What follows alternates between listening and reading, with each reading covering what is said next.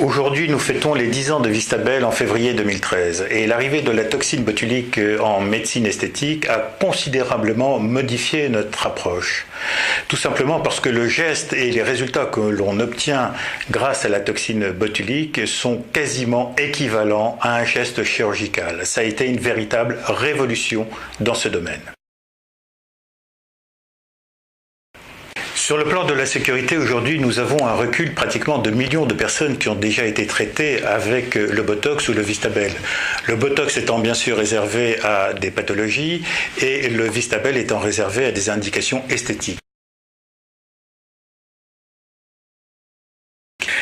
Le Vistabel est aujourd'hui le meilleur traitement de rajeunissement facial, notamment pour les rides du tiers supérieur du visage et notamment les rides du lion. Il s'agit d'un traitement sûr qui se réalise au cabinet même du médecin, qui est totalement indolore, et le patient repart immédiatement après les injections. Les résultats se verront pratiquement 4-5 jours après les injections. Devant la simplicité apparente de ce geste, ces injections demandent une certaine connaissance à la fois sur le plan anatomique, sur le plan de la physiologie musculaire et sur le plan bien évidemment des points très précis d'injection. C'est une technique précise, rigoureuse, qui demande quand même un certain savoir-faire.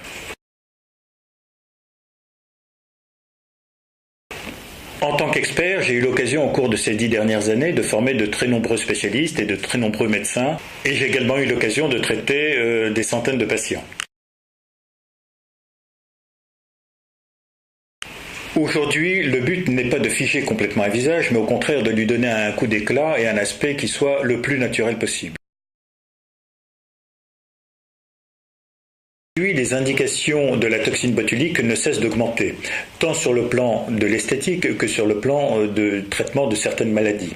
Sur le plan de l'esthétique, bien sûr, nous traitons le tiers supérieur du visage, mais de plus en plus, nous traitons le bas du visage, notamment les rides autour de la bouche et le traitement du cou et du rajeunissement du cou. En matière de pathologie, les indications vont continuer à augmenter, et là où existe un muscle, il sera possible d'utiliser de la toxine botulique.